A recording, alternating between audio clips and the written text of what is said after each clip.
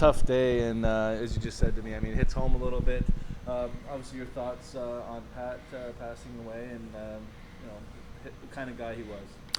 Well, certainly a real shock for all of us to hear about Pat today.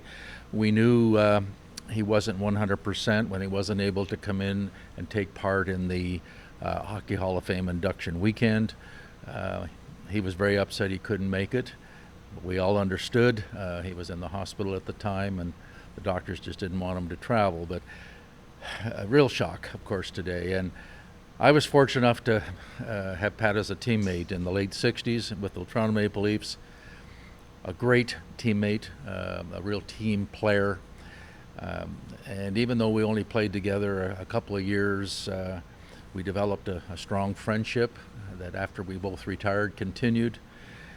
And I have so much respect for him. I remember back then that he was really a guy that analyzed the games. And I thought that this guy may be a coach one day, and lo and behold, he made his mark as a coach with the Leafs and the Flyers, and did a wonderful job, known as a winner. And we've been so thrilled to have Pat with us at the Hall of Fame the last number of years, mostly in recent years as part of our selection committee. And he's done a wonderful job for us, helping select the inductees that go into the Hockey Hall of Fame. And just recently, he was named chairman of the board of the Hockey Hall of Fame, and I know he was extremely honored about that. And he's a great hockey man and a great friend, and we're going to miss him dearly. Any memories or stories that stick out with Pat? Well, of course, there's always that one in Boston, the big hit on Bobby Orr, and that will be remembered by many. I think Bobby would say it was a clean hit, but he certainly reacted to it. And Pat was a big, strong Irishman, and I was always real happy when he was on the defense behind me.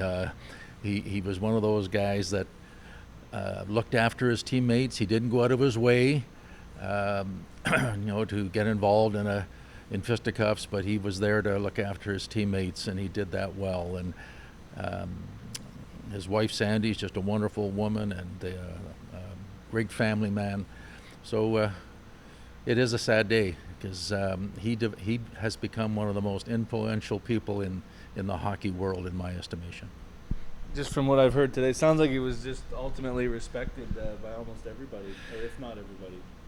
Well, certainly as a teammate, when you go through the wars together, you develop a bond, and we certainly had that. But I've heard from many of the guys that played for him here in Toronto, especially that he was a player's coach. He stood up for his players.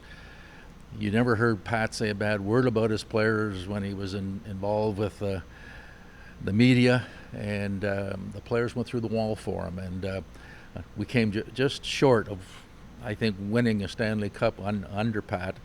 That big run they had in the 90s with Doug Gilmour and Wendell Clark.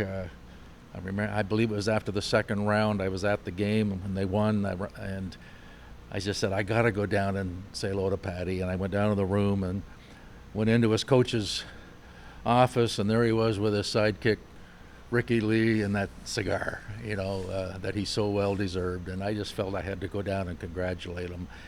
And as I mentioned, just recently, this past August, the Hockey Hall of Fame gave me a wonderful honor. They had a dinner for me after my 20 years there, and Pat came all the way in from Vancouver to be a presenter at that evening. And my son had the opportunity to film all the presenters, and I'm telling you, Pat's words will mean so much more to me from this day forward.